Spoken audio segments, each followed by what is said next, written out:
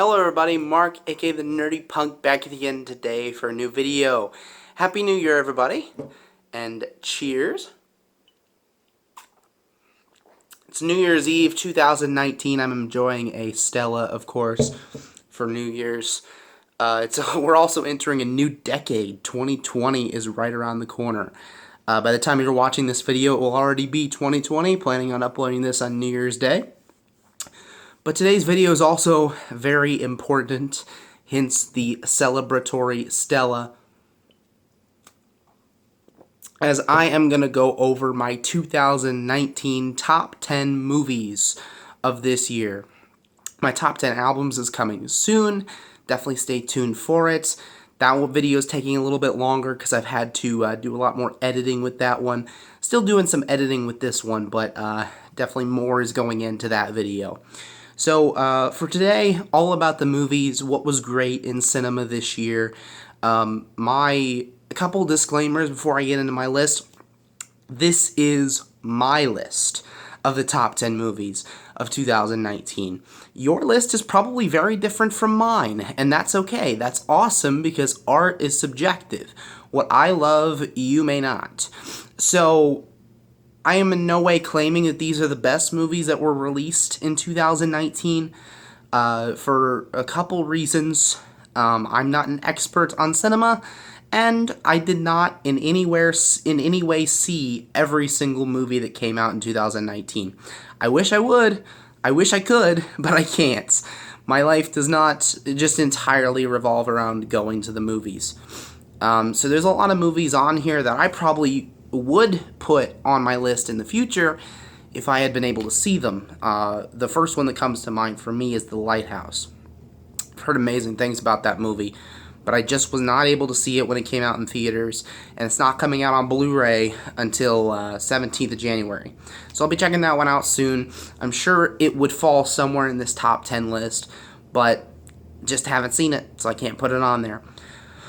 Out of the movies that I saw, these are my 10 favorites plus 3 honorable mentions. So these are my favorite movies. These are the ones that I can see myself watching over and over again, and the ones that I had the most fun with at the movies this year. So without further ado, let's go ahead and get into this list, starting out with the first honorable mention. The first honorable mention is The Report. This is a movie that just came out on Amazon Prime about a month ago, and really interesting how the streaming services have impacted movies this year. A lot of really, really great movies, and movies that are getting Oscar buzz and Golden Globe nominations are coming from Netflix, and I don't know if any Amazon movies are making any buzz this year, but a couple really big ones out of Netflix this year. Kind of crazy. Most movies that previously would have gotten nominations would only be shown in the theaters because they kind of, stuck their nose out at these streaming services. But they're putting out a lot of great content. And The Report is a really good one. If you haven't seen it, it's about the investigation into the torture programs of the United States CIA. The U.S. government was basically torturing suspected terrorists in order to try to get information from them, and some pretty crazy stuff happens. It's one of those movies, it's based on a true story, obviously. It stars Adam Driver, who had a hell of a year. The guy was on fire this year. Every single movie I've seen him in this year, and I've seen 3 of them, his performances have been fantastic. That guy is a hell of an actor. He plays the lead role in this film, and it's one of those movies where the story is just so incredible, it's hard to believe, but it's all true. It's absolutely crazy. My next honorable mention is Brightburn. Brightburn is a little bit of a twist on the superhero genre. When it came out, people were saying this movie is evil Superman.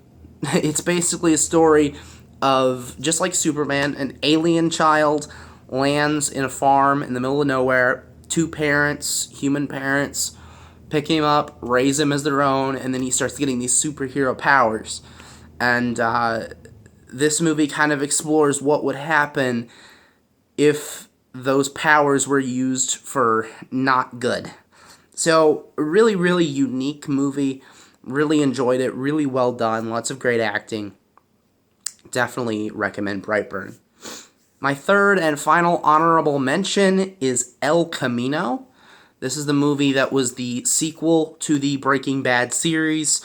Breaking Bad is one of my favorite shows. It's such an incredible series. Better Call Saul as well. Really, really good. So I knew I was going to enjoy this probably. This explores what happened after the events of the finale with Jesse Pinkman, which is Aaron Paul's character. Really great performances, really well done. Lots of great writing. Again, coming out of Netflix. Crazy. I'm going to take a quick break here and move into the top 10 list. Number 10 is John Wick Chapter 3 Parabellum. The John Wick series is up there with probably the best action movies being made today. And John Wick, the character, has become Keanu Reeves, one of Keanu Reeves' best characters of all time. And this is coming from somebody who views The Matrix as one of his top 5 favorite movies ever. So Keanu Reeves has really found himself a role with this. Such incredible action, great over-the-top violence, really cool stunts in this movie. The horse chase scene is fantastic. That comes to mind. And of course, Lawrence Fishburne is back in this movie, which I loved having Keanu Reeves and Lawrence Fishburne getting together again in the John Wick series. That was fantastic. Really, really great movie. Great action movie. Really good time. Number 9. This one kind of flew under the radar. This is Dark Waters.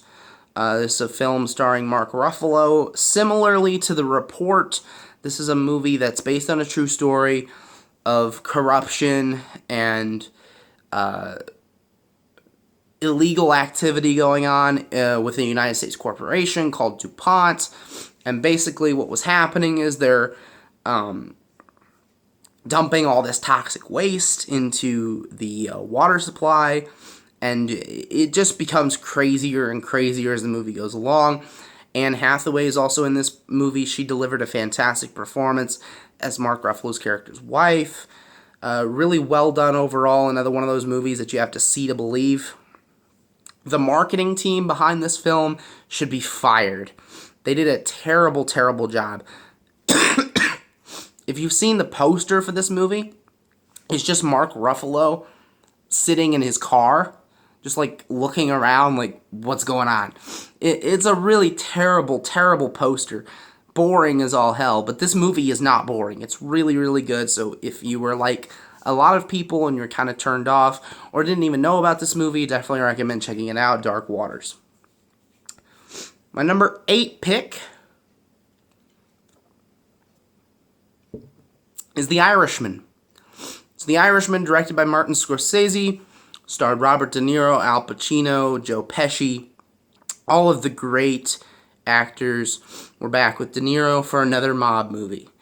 And this one, I had relatively high expectations, but it completely overshot all my expectations. Really, really good, really reflective movie that made the characters really think about death a lot. It spans a long portion of their lives. It goes from De Niro's character, especially, goes from him in his 20s all the way up to him at his deathbed.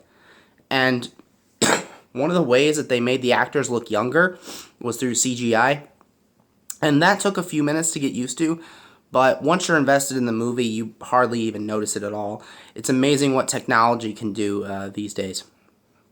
But anyway, aside from the CGI, really, really good movie and thought-provoking movie about how our choices in life affect us later on in life. And also kind of made some really good points and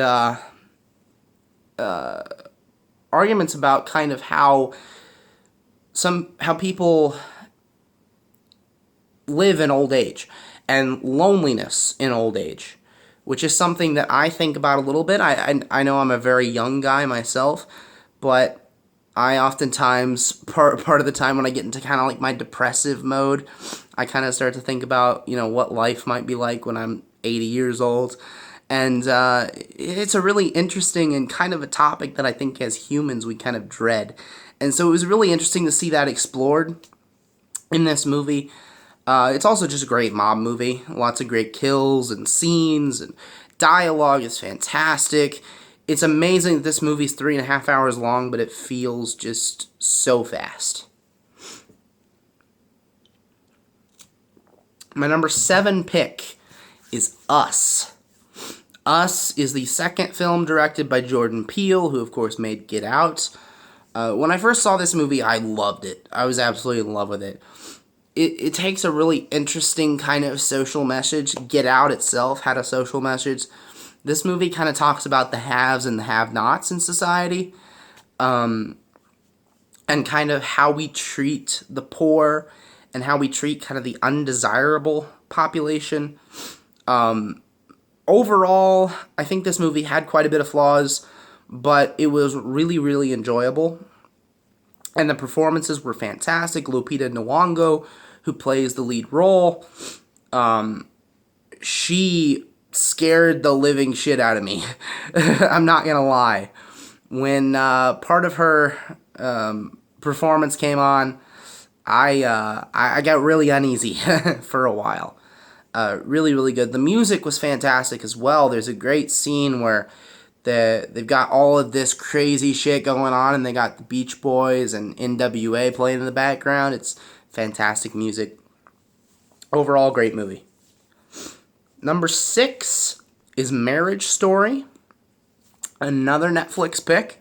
That's the third movie made and distributed by Netflix on my list.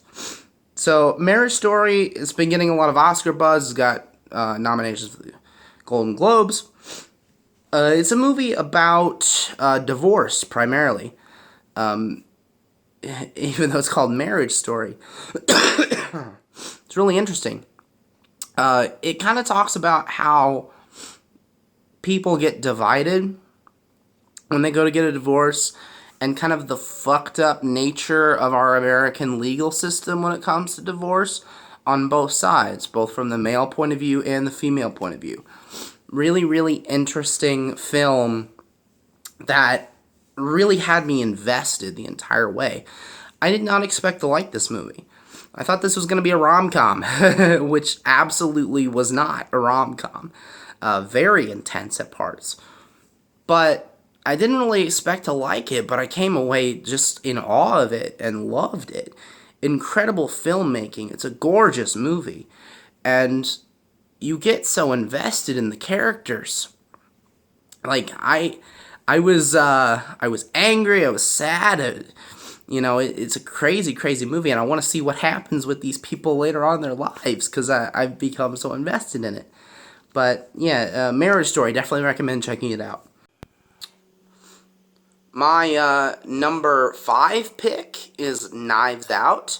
Knives Out, written and directed by Rian Johnson, is a very rare original whodunit murder mystery. Really rare and very unique to see that genre get an original movie. Most of the whodunits that have come to the big screen have been remakes or adaptations of books or shows. I've loved murder mysteries ever since I was a kid. There were all kinds of shows that I watched growing up, and really, really enjoyed, books that I read. And so I really appreciated the way that he took on the whodunit and did a lot of things differently with it. The movie definitely shocked me at how much information it reveals to the audience, but at the same time kind of hides back for you to see later. And really, really great writing, a great script.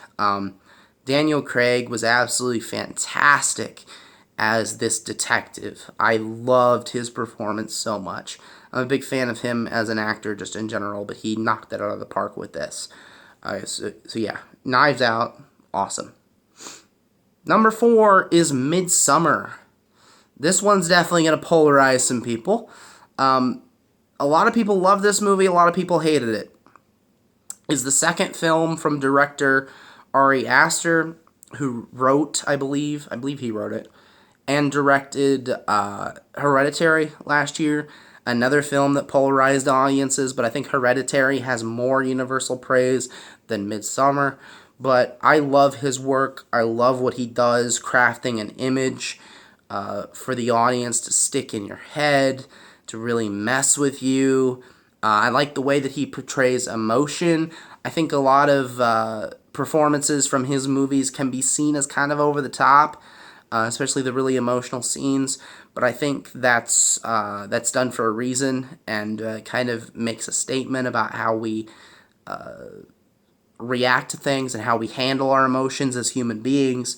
Also really loved the fact that this horror movie was so unique in the fact that it was almost entirely in daylight. They used the plot to explain this as being in Sweden in the middle of summer, and the fact that because of just the way that the Earth works, there's fewer hours of darkness during the summer at that part of the world at that time of year. And so very, very unique to have a horror movie out in the open. Usually horror movies rely on that darkness and what's going to come out of the shadows, but a really, really unique take on it, and I really enjoyed Midsummer. I know a lot of people had their issues with it, but I loved it. My number 3 pick is Avengers Endgame. I am a comic book nerd at heart. I grew up watching the TV shows, reading some of the comics, playing the video games. I love, love, love my superheroes. And of course, Avengers Endgame was the event of a generation, it seemed. I know my friends and I, we lined up at the movie theater an hour before the movie started. We got our tickets ahead of time. We waited. It's, I believe, the first time that I've ever waited in line for a movie was with Avengers Endgame. Crazy. Absolutely phenomenal experience. I think as a film, Infinity War is better because Infinity War really feels like the culmination of 10 years of Marvel. And I feel like Endgame was great as kind of a closing chapter and moving on to something else. And that's why I loved it. That's why it will have a special place in my heart. But I feel like Infinity War is a better movie, which is why I did not have Endgame up quite as high, but still up very high in the list. Definitely recommend if you're a Marvel fan, check it out, but I'm sure almost all of you have already seen it. My number 2 pick is Once Upon a Time in Hollywood, the 9th film from Mr. Quentin Tarantino. I was not a big Tarantino fan. I did not really enjoy the over-the-top violence that he likes to put in his movies. It just wasn't really for me. And that's still not my favorite thing about this movie. My favorite thing about this movie is the way that he immerses you in 1969 Hollywood. The lights, the signs, the cars, the music, the soundtrack on this thing is fucking phenomenal. I love the music on this movie so much that I bought the soundtrack on vinyl. The performances, Brad Pitt, Leonardo DiCaprio, Margot Robbie, all knock it out of the park. Really, really great dialogue, a fantastic script. This is a perfect movie to me. Some people may say that it's kind of boring, especially if you're drawn into the fact that the Manson murders play a part. That's in the background. It's mainly this character study of Leonardo DiCaprio's character and the fact that he's this aging, kind of over-the-hill movie star, and then Brad Pitt being his stunt double. I really loved Brad Pitt's character, and I think I related the most with his character in this movie. I love his dog, too. His dog in that film, fantastic. Alright, drum roll, please. It's my terrible attempt at drumming. My number 1 movie of 2019. Have you guessed it already? It's probably the number 1 for a lot of people in the world. Joker. So my number 1 movie of the year was also my most anticipated movie of the year, Joker. What can I say about this movie? Such a different, refreshing take on a comic book film. I mean, to start off, Joker is my favorite Batman villain. It's just my favorite character in the history of everything art. Books, movies, comics, video games. Joker is my favorite character. And Heath Ledger's Joker is a big part of that. But Joaquin Phoenix, what he does with this performance is just incredible. Absolutely incredible. You get wrapped into his character as Arthur Fleck, and you really care about what's happening to him. And it's a movie that really has a deeper message to it, more about mental illness and how we treat, again, kind of going back to Us, not to compare the two films at all, but kind of has a message about how we treat the undesirable population in society. And I really like movies with a message, and I think this one has one. Not to mention the fact that it's inspired by movies like Taxi Driver, which I love as well, and just the works of Martin Scorsese as a whole. The look, the music, everything about this film is absolutely fantastic. Joaquin Phoenix better get that freaking Oscar for that performance, because if he doesn't, I'm gonna riot. Yeah, I'm speechless. I freaking love the movie. And if you haven't seen it, if you're one of the people out there that hasn't seen it or hasn't given it a shot yet, please, please, please go check it out. It comes out on Blu-ray. It's already out. It's on digital. Give it a shot, because it's my favorite movie of the year. It's a fantastic film. So definitely go watch it. So yeah, that's my top 10 movies of 2019. I hope you guys enjoyed the list. I'd love to hear your guys' lists. If you're going to make a video, that's awesome. I'd love to check it out. If you just want to leave your list of your top 10, top 5, top 3, whatever, favorite movies of 2019 down below. I love movies. It's one of my passions in life. There's really movies, music, sports a little bit, and history. That's my 4 major passions in life. And the fact that I am fortunate enough to hop on here, talk about movies, share my love with movies, share my love of movies with you guys, and that some of you actually watch, that's freaking cool. So, again, one of my favorite videos of the year to make. Happy New Year, everybody. May 2020 bring you everything that you hope it does. Have an amazing New Year and decade. See you guys later.